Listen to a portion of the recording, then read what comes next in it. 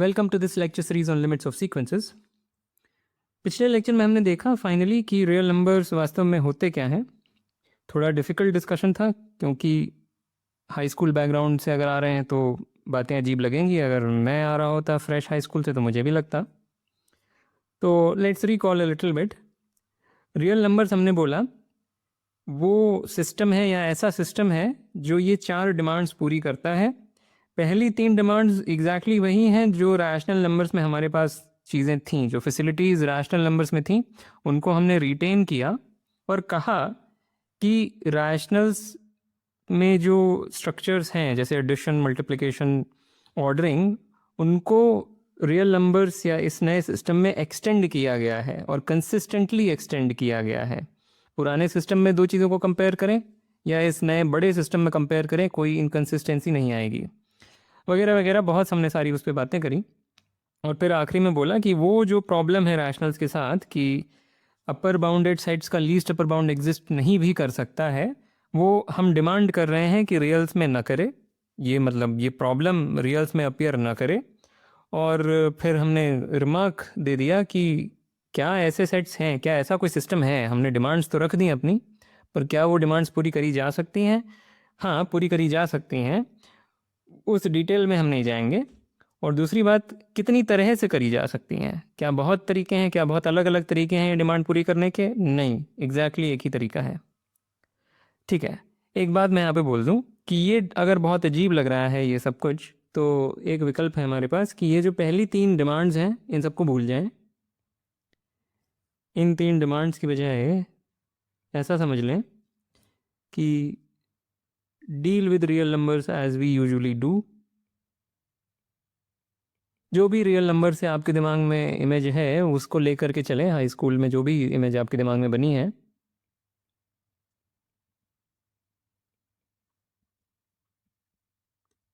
और इसके साथ, इस चीज़ के साथ बस एक ये एक्स्ट्रा चीज़ जोड़ लें कि किसी भी अपर बाउंडेड सबसेट ऑफ रियल्स का एक लीस्ट अपर बाउंड होता है। बस मान लें कि एक एक्स्ट्रा प्रॉपर्टी है रियल नंबर्स के पास जो आपको नहीं पता थी पहले, अब पता है। बस कंप्लीटली फाइन, कुछ भी छूटेगा नहीं। This is the more nuance discussion. इसको भी एक लेवल ऊपर ले जा सकते हैं इस डिस्कशन को, पर वो फिर अगर मैं अंडरग्रेड लेवल पे वास्तव में अंडरग्रेड्स को ही टारगेट करते हुए अगर ये लेक्चर सीरीज़ बना रहा होता तो मैं वो डिस्कशन भी कर देता, बट दिस इज़ फाइन। और इसके बाद मेरे ख्याल से कोई ब्लॉक्स नहीं आएंगे हमारे रास्ते में। ट्रिग्नोमेट्रिक फंक्शंस में मुझे एक कमेंट देना है, वो भी शायद इस लेक्चर के अंत में मैं दे दूंगा। ठीक है, एक प्रॉपर्टी हमने और देखी थी। तो हाँ, ये जो चीज़ है ये SUP सुप सुप मतलब लीस्ट अपर बाउंड। पर अगर कोई सेट बाउंडेड अबव है ही नहीं तो उसका लीस्ट अपर बाउंड तो नहीं होगा। उस केस में हमने बोला था कि जो सुप ऑफ दैट सेट है that will be just written as this is just a symbolic thing denoting कि S का कोई अपर बाउंड नहीं है। और importantly do check the type notes. तो टेलीग्राम पे ये नोट्स शेयर्ड है और जो भी मैं यहाँ बता रहा हूँ लेक्चर्स में सारी चीज़ें वहाँ लिखी हुई हैं। और दोनों चीज़ें कर सकते हैं, लेक्चर्स भी देख सकते हैं और नोट्स भी पढ़ सकते हैं। अगर दोनों में से एक ही काम करना है तो मैं कहूँगा नोट्स पढ़ लें। पढ़ने की आदत डालना बहुत ज़रूरी है। ठीक है, okay, so let's proceed. Some problems for practice and now let us get started. Alright, तो हम स्टार्ट कर रहे हैं एक बहुत ही बेसिक फंडामेंटल रिजल्ट से जो बहुत ऑब्वियस लगेगा। हम कह रहे हैं कि इस सेट का जो ग्रेटेस्ट लोअर बाउंड है, इन्फिमम, इन्फिमम माने ग्रेटेस्ट लोअर बाउंड, वो 0 है। तो सबसे पहले तो इस सेट में जो नंबर्स हैं वो सब के सब पॉजिटिव हैं। Every number of this form is positive. और हाँ, recall whenever I write n I mean a positive integer या at least an integer, so n will always denote an integer.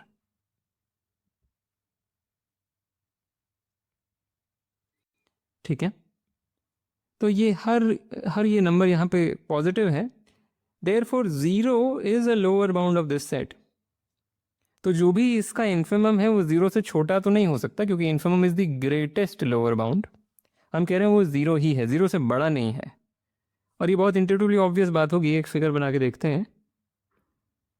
So let's give this a name, इसको मैंने ए बोल दिया, और ये वो सेट है, ये जितने भी डॉट्स दिख रहे हैं, this is 1/1, this is 1/2, then 1/3 and so on.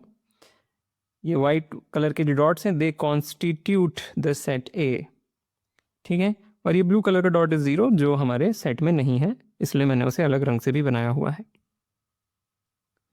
ठीक है। हम कहना चाहते हैं कि कोई भी पॉजिटिव नंबर अगर हम लेंगे तो वो इस चीज़ का लोअर बाउंड नहीं होगा। That is exactly what this statement boils down to, क्योंकि हमें पता है जो लीस्ट अपर बाउंड जो ग्रेटेस्ट लोअर बाउंड है वो नॉन नेगेटिव ही है, क्योंकि 0 is already a lower bound, ठीक है। तो हम कहना चाह रहे हैं कोई भी लोअर बाउंड हम लेंगे ए का, शायद मैंने गलती से अपर बाउंड बोल दिया था, अगर हम कोई भी लोअर बाउंड लेंगे सेट ए का तो वो पॉजिटिव नहीं हो सकता। That is what we are trying to prove and try to prove this. ये बहुत ही सरल सी बात लग रही होगी, है भी सरल सी बात एक अर्थ में, पर बिना कंप्लीटनेस एक्सियम के, बिना वो जो खास प्रॉपर्टी है कि everything that is bounded above has a least upper bound and as a consequence everything that is bounded below has a greatest lower bound, उसके बिना मेरे ख्याल से तो इसे प्रूव नहीं किया जा सकता है, because I think one can establish an equivalence between the two. Anyway, think about this, interesting proof है, it's not completely straightforward. तो हमने क्या किया, इनमें से हमने आधे नंबर्स को हटा करके एक नया सेट बना लिया, इनको हटाया, उनको रख लिया जहाँ पे डिनोमिनेटर इवन था, और बाकी जो थे जिनका डिनोमिनेटर ऑड था उनको हमने हटा दिया। मतलब ये जो नया सेट है वो एग्जैक्टली ये सेट है, सेट बिल्डर फॉर्म में, पर पिक्चर से भी क्लियर हो रहा होगा कि एग्जैक्टली ये सेट क्या है, ठीक है। So now what do we want to show, हम एक अगर नोटेशन यहाँ पे रख लें कि A is denoting the infimum of the set capital A, अगर ये हमारी नोटेशन है तो we want to show that a is 0 and we know that a is non-negative। इतना तो हमें पता है, क्योंकि 0 is already a lower bound of the set capital A, this we already know, बात हो चुकी है, ठीक है। एक बार के लिए फिगर में हम ऐसे बनाएंगे कि a पॉजिटिव है, just like a contradiction kind of thing. तो फिगर में एक बार हम उसको पॉजिटिव जैसे कुछ बना लेंगे, लेट्स से यहाँ पे कहीं पे हमारा पॉइंट a है, तो a in particular is a lower bound of the set capital A, right? It is the greatest lower bound, तो in particular a lower bound, and therefore क्योंकि वो कैपिटल A को लोअर बाउंड कर रहा है, वो B को भी लोअर बाउंड करेगा,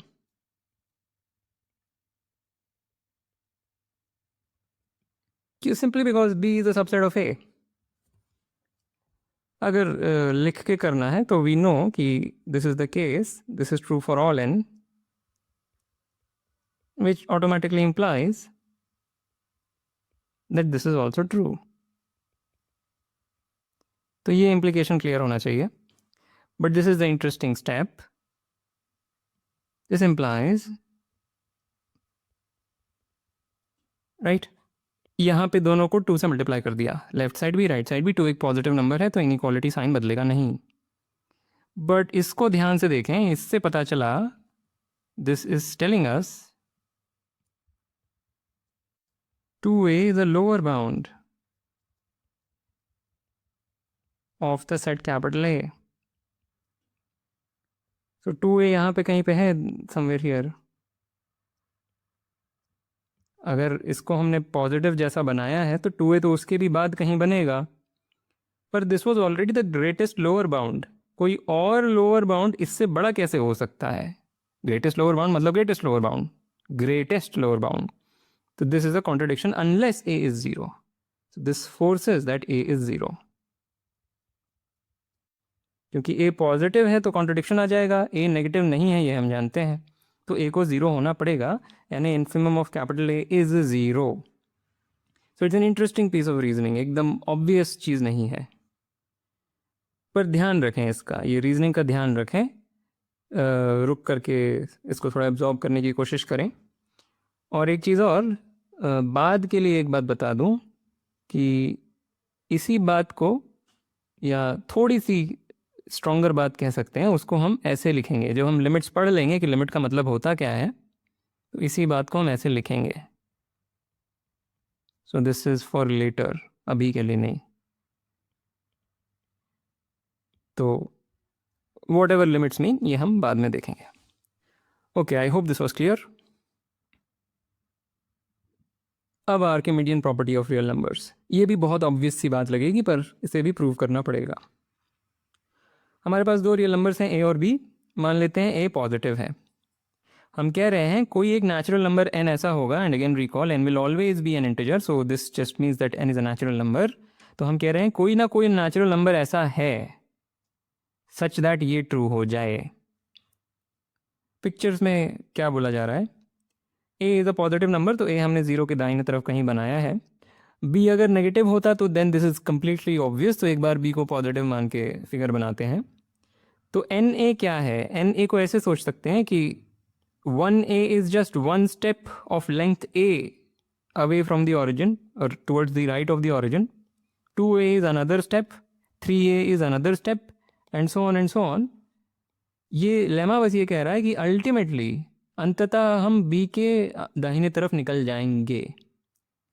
this should feel so obvious कि तो एकदम ऑब्वियस है, नंबर लाइन में ये बना के दिख रहा है वगैरह वगैरह, पर हमेशा की तरह pictures are not proofs. Proofs should be in words. Pictures explain the proofs. Pictures की हमें उपेक्षा नहीं करनी है, पिक्चर्स से बात समझ में आती है, पर प्रूफ तो रिटन होना चाहिए। अब इसका मतलब ये नहीं है कि हाई स्कूल ज्योमेट्री को आप एकदम घसीट के लिखने लगे सारे स्टेटमेंट्स, तो वो तो पढ़ने वाला पढ़ ना पाए। बात को समझने की कोशिश करें, ठीक है। तो we want to prove this, all right. Yeah, so we will use what we just learned. So we know ये चीज़ ट्रू है। तो एक बार हाँ समझने के लिए द बेस्ट है कि we will first prove this for b equals 1। So first we will prove this, वो समझने के लिए ज़रूरी नहीं है हम करें ऐसा। तो ये 1 मैंने लिख दिया यहाँ पे एक बार के लिए, ठीक है। तो अब क्या है कि अभी जो हमने सीखा उससे हमें क्या पता चला कि ये जो चीज़ें हैं 1/n as we choose n bigger and bigger, ये चीज़ छोटी तो होती जाएगी, डिक्रीज तो कर ही रही है, दैट मच वी नो। पर हमको ये भी पता है कि इसका इन्फिमम भी ज़ीरो है।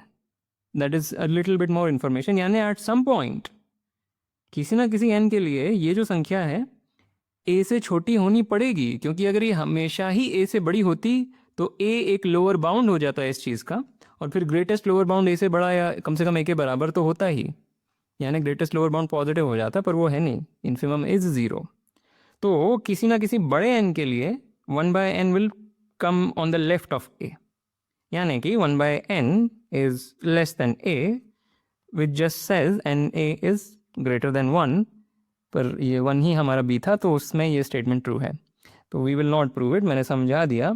अब हम सीधा जनरल b के लिए करने जा रहे हैं। So if b is negative then clear, so we may assume b is positive, ठीक है। नाउ जो b इज इक्वल टू 1 के लिए प्रूफ था उसको ही एक्सटेंड कर रहे हैं, और प्रूफ ऐसे ही किए जाते हैं, एकदम जनरल में नहीं सोचा जाता। अगर मुझे ये चीज़ प्रूव करनी है, सबसे पहले मैं सिंपलेस्ट केस के लिए ट्राई करूंगा ना। सबसे सिंपलेस्ट केस है b को 1 ले लें, मे बी a को हाफ ले लें, ठीक है। तो b को 1 के लिए जो प्रूफ है उसको ही एक्सटेंड करने की कोशिश करी जा रही है। हमेशा ऐसा नहीं होता कि जो सिंपलर केस है वो एक्सटेंड हो जाए, या सिंपलर केस का जो प्रूफ है वो आसानी से एक्सटेंड हो जाए। पर वो क्यों एक्सटेंड नहीं हो रहा है, फिर वो आइडेंटिफाई करना होता है कि कहाँ पे बात फंस रही है, फिर कोई और आइडिया आता है, ठीक है। पर यहाँ पे हो जाएगा बड़ी आसानी से। सो जस्ट 1/n को, हाँ, so since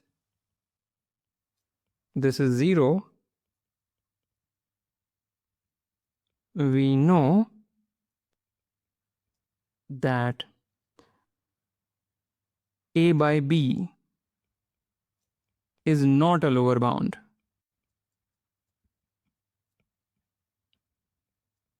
of this set, let me call it S. Right हमको पता है कि ये उसका लोअर बाउंड नहीं है क्योंकि ये पॉजिटिव है। हमने एक बार मान लिया बी पॉजिटिव है, ये तो पॉजिटिव हाइपोथेसिस में ही है, तो ये कोई भी पॉजिटिव नंबर सेट एस का लोअर बाउंड नहीं हो सकता क्योंकि उसका ग्रेटेस्ट लोअर बाउंड ही जीरो है। Therefore by definition of lower bound there exists, इस सिंबल का मतलब होता है there exists, therefore there exists some natural number n such that 1 by n is below a by b, which is same as saying क्योंकि b positive है, both side हम b से multiply करके इनइक्वालिटी का साइन प्रिजर्व कर सकते हैं, और इसको लिखने का एक तरीका है ये, and that's it. So this is called the Archimedean property of the real numbers. तो this rests on the completeness axiom. ये वाली जो बात है ये कंप्लीटनेस एक्सियम से आई, तो आर्किमिडियन प्रॉपर्टी ऑफ रियल्स के लिए हमें कंप्लीटनेस एक्सियम चाहिए था। ठीक है, इंटरेस्टिंग प्रूफ्स, सिंपल है बट मतलब हाई स्कूल बैकग्राउंड से अगर आ रहे हैं तो अजीब सी थोड़े इंटरेस्टिंग लग सकते हैं इंटरेस्टिंग, मुझे आज तक इंटरेस्टिंग लगते हैं। ओके, सो अब इलस्ट्रेशंस। तो हमारे पास एक रियल नंबर आर है विच इज़ बिटवीन 0 एंड 1। हम शो करना चाहते हैं कि ये जो इन्फिमम है ये ज़ीरो है। सो मे बी एक डायग्राम बना देता हूँ। This is 0, this is 1, R मान लें यहाँ पे कहीं पे है। तो आर स्क्वायर, क्योंकि आर 0 और 1 के बीच में है, आर स्क्वायर छोटा होगा आर से, 0 से बड़ा ही रहेगा पर आर से छोटा होगा, फिर और छोटा होता जाएगा और बहुत तेज़ी से ये छोटा होता जाएगा। एक्चुअली हम शो ये करना चाहते हैं कि the greatest lower bound of this guy is 0, यानी 0 के आर्बिट्ररीली क्लोज पहुंच जाएगा, एक तरीका ये भी है इसको कहने का। और वही बात जब हम लिमिट्स पढ़ लेंगे तो इस चीज़ को हम ऐसे लिखेंगे कि लिम n टेंड्स टू इन्फिनिटी। ये थोड़ा बेहतर तरीका हुआ उस बात को बोलने का, पर ये तब जब हम लिमिट्स पढ़ लेंगे। So this is for later again. Okay, think about this. So बिल्कुल वैसे ही कर सकते हैं जैसे हमने वो वाला प्रश्न किया था या वो वाली प्रॉपर्टी देखी थी, इसका जो इन्फिमम है वो 0 है। एग्जैक्टली वही, लगभग वही चीज़ यहाँ पे हो रही है। So let's see. सो से ए बोलो क्या, चलो ए ही बोलता हूँ। A is the infimum of the set A. What is A? A is this set. Let's say little a is the infimum, and now we get, therefore, in particular A is a lower bound, तो ये चीज़ है, this is for all n.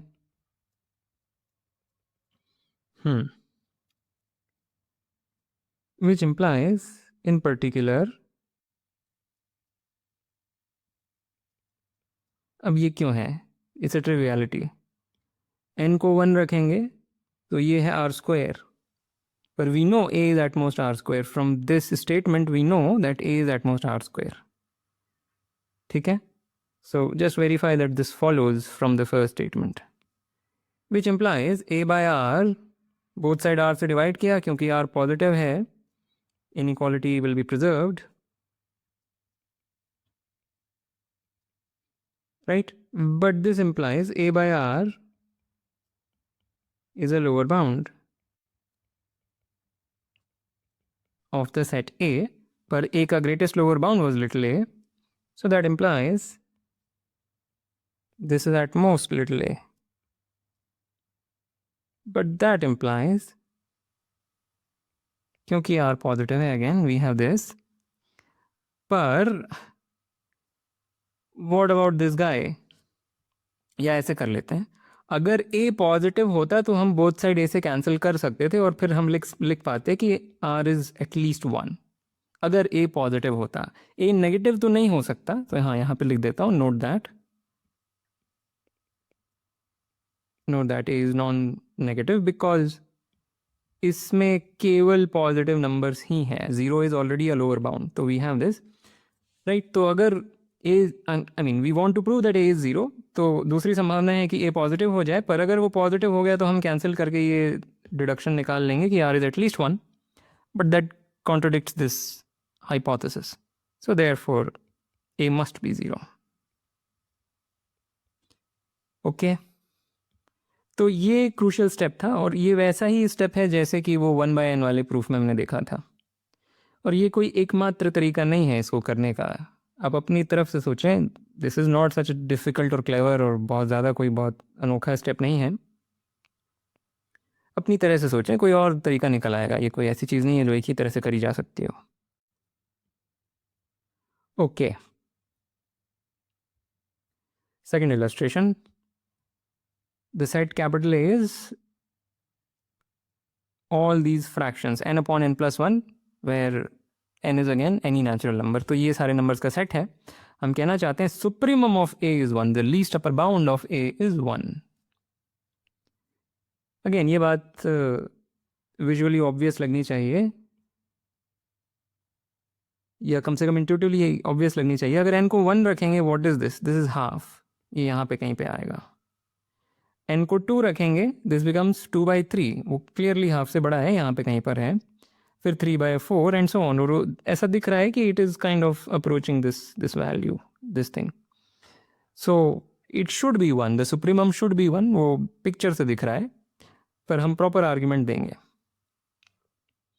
ठीक है, और again वही बात कि बाद में हम इस चीज़ को ऐसे लिखेंगे, और बाद में जब लिमिट्स का कॉन्सेप्ट डिस्कस हो जाएगा तो इन सब चीज़ों पे उतनी मेहनत नहीं करनी पड़ेगी जितनी अभी हम कर रहे हैं, राइट। हम थोड़े थ्योरम्स डेवलप कर लेंगे तो ये सब चीज़ें एकदम मैकेनिकल हो जाएंगी।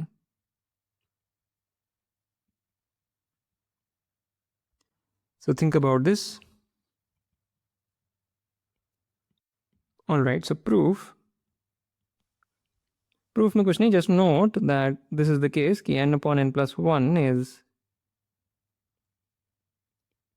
न्यूमरेटर को थोड़ा सा मॉडिफाई कर दिया, बेसिक एल्जेब्राइक मैनिपुलेशन, इतना तो I think it's very very obvious, या requires no explanation is all. ठीक है, दिस इज नेचुरल, ऐसे लिख लिया। अगेन एक पिक्चर बनाते हैं। तो ये जो क्वांटिटी है ये हम जानते हैं कि ज़ीरो के जितना करीब हम चाहें उतना करीब पहुंच जाएगी। Infimum of this quantity as n is any natural number, हम जानते हैं वो ज़ीरो है। तो ये जो चीज़ है वो तो यहाँ ज़ीरो के बहुत पास हो जाएगी, अगर n को बड़ा रखेंगे वो और पास आती जाएगी। तो ये 1 माइनस दिस क्वांटिटी 1 के और पास जाती जाएगी, और इस वजह से इसका सुप्रीमम 1 है। पर let's do a proper argument. So से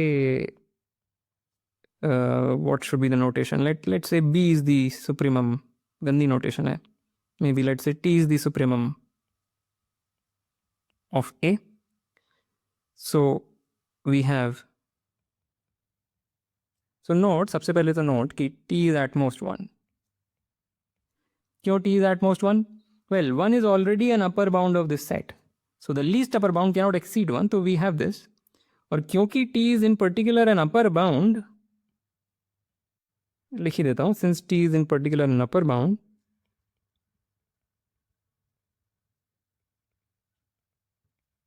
we have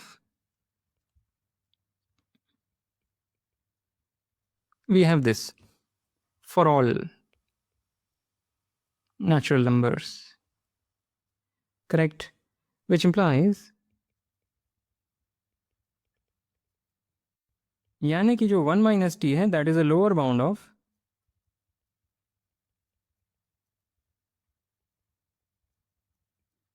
दिस सेट। पर इस सेट का इन्फिमम क्या है, सॉरी इस सेट का इन्फिमम क्या है? The infimum of this set 0। Exactly हमने ये प्रूव नहीं किया था, हमने प्रूव किया था infimum of this set is 0। ये सेट और ये सेट थोड़ा सा अलग है, एक नंबर यहाँ पे कम है। कौन सा नंबर नहीं है? 1 यहाँ पे नहीं है, पर फिर भी इसका इन्फिमम 0 ही है, और ये आपका एक्सरसाइज है। और इस वजह से देयरफॉर ये जो लोअर बाउंड है ये 0 से बड़ा नहीं हो सकता. So therefore this is the case, right? This is a lower bound of this set. पर इस सेट का इन्फिमम 0 है, यानी 0 is the greatest lower bound. So this cannot exceed 0. So this is at most 0, which implies t is at least 1. और t is at most 1 तो हम पहले ही जानते थे, तो इन दोनों को मिलाएंगे तो हो जाएगा. पर ये सब जो फॉर्मलिज्म है, ठीक है, अच्छी बात है. पिक्चर्स में यहाँ पे ही सारी बात हमें समझनी है. जो पहले हमने बोला कि ये जो चीज़ है ये 0 के करीब आती जा रही है, आती जा रही है, आती जा रही है. As n increases this comes close to 0 more and more, यानी कि this comes close to 1 more and more. और उसी आइडिया को यहाँ पे एग्जीक्यूट किया गया है. ठीक है, ओके, वेरी सिंपल. और ये last illustration, the set capital A is this thing, what ever this thing is. यहाँ पे शायद एक n मुझसे मिस हो गया, सो this is 2n pi actually.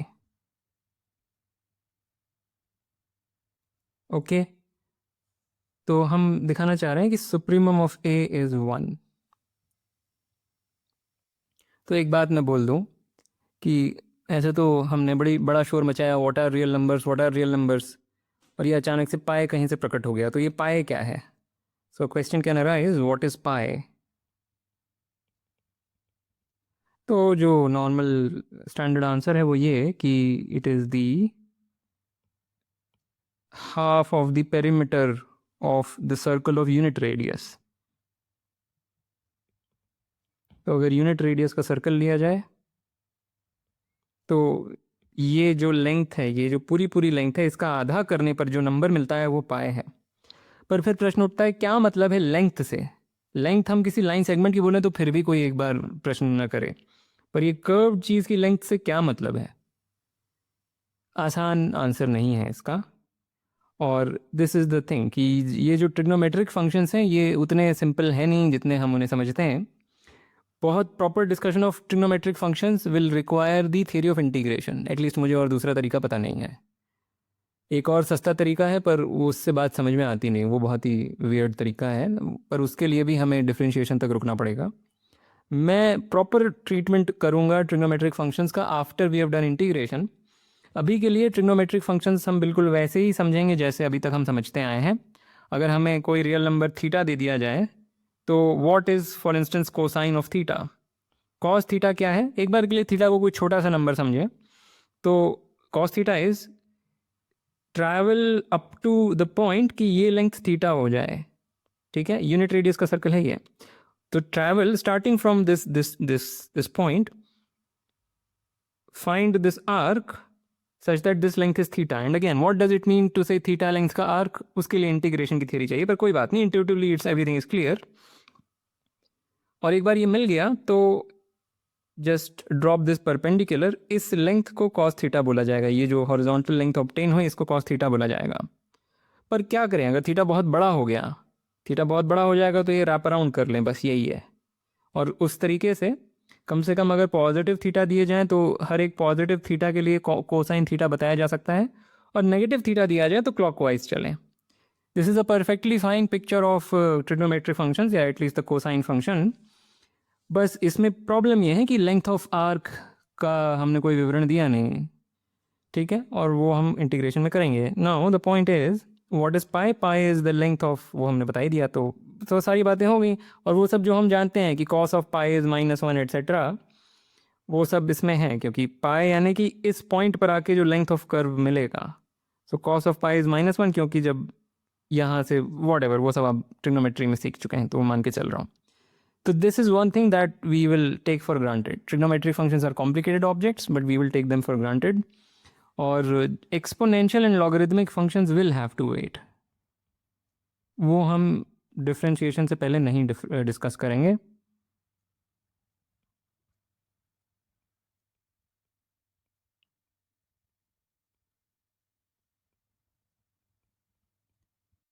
Right, unfortunately एक बेसिक मैथ नाम की चीज़ होती है कुछ, एटलीस्ट कोचिंग्स में, तो उसमें ये सब चीज़ें पढ़ाई जाती हैं और शायद अवॉइड किया भी नहीं जा सकता. और मैं जब ट्रिग्नोमेट्री के या इनफैक्ट सीक्वेंसिंग सीरीज़ में भी मैंने एक्सपोनेंशियल और लॉगरिथमिक फंक्शंस डिस्कस किए हैं, पर जो प्रॉपर डिस्कशन होगा वो तो कैलकुलस के थ्रू ही होगा, at least in my mind that is how the exponential function arises. तो for now forget about the exponential function, जो भी आप उसके बारे में जानते होंगे। डिफरेंशिएशन जब पढ़ेंगे तो हम इसको एकदम फ्रेश फर्स्ट प्रिंसिपल से डिफाइन करेंगे और इसकी प्रॉपर्टीज़ डिस्कस करेंगे।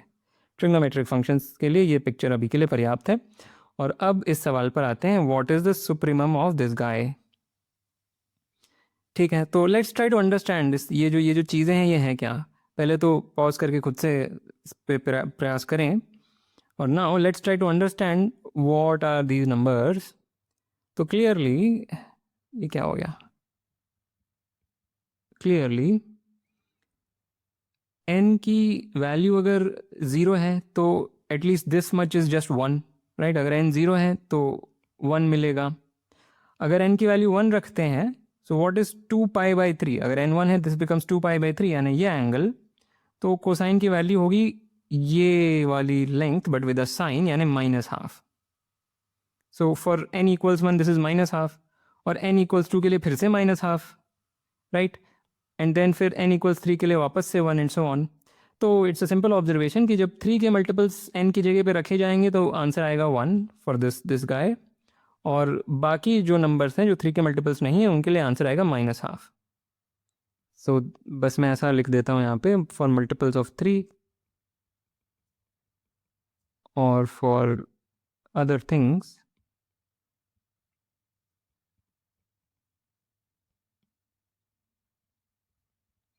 जो भी है मैंने बोल दिया, पर ये पिक्चर में रफली इंडिकेट कर दिया क्या हो रहा है। ओके तो जो नॉन मल्टीपल्स ऑफ 3 हैं, अगर n की जगह नॉन मल्टीपल्स ऑफ 3 रखे जाएं तो ये चीज़ नेगेटिव है, और for multiples of 3 this is positive. तो a को हम दो सेट्स के यूनियन के तौर पे लिख सकते हैं। तो जो set a is, let me right may be a3 union, I will write a3 prime. Now what do I mean by a3 and a3 prime? a3 is जब n की जगह 3 का मल्टीपल रखा जा रहा है, ये ऐसे लिख सकते हैं 3 टाइम्स k।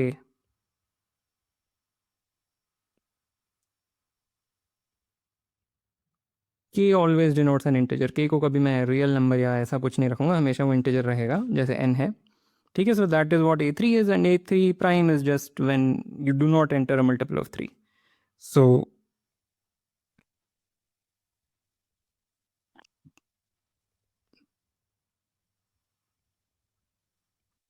ठीक है, पर हमको पता है ये तो 1 है और ये -½ है। So this is and this is some negative thing, doesn't matter exactly क्या आएगा, it's a negative number. Okay, तो what is supremum of A. Remember ये पिछले लेक्चर में प्रूव किया था, supremum of A is max of supremum of a3 and supremum of a3 prime। किसी set को अगर दो सेट्स के यूनियन के तौर पे लिखा गया है तो supremum of the original set is the maximum of the supremums of the two things जिनके यूनियन के तौर पे लिखा गया है। तो इसका जो सुप्रीमम है वो कुछ नेगेटिव या एटलीस्ट नॉन पॉजिटिव नंबर होगा, क्योंकि इसमें केवल नेगेटिव चीज़ें ही भरी हुई हैं। इसका सुप्रीमम डेफिनेटली नॉन नेगेटिव होगा क्योंकि इसमें केवल पॉजिटिव चीज़ें भरी हुई हैं। तो we can disregard this basically. So this is equal to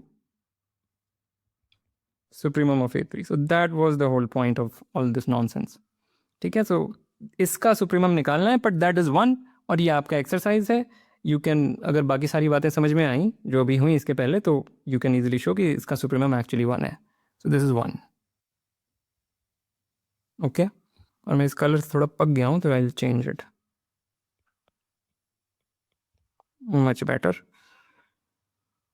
okay, so make sure you are able to show कि इसका सुप्रीमम 1 है, and therefore the this thing is proven. All right, so with that I want to end this lecture. As usual, like, comment, share, subscribe, and I will see you next time.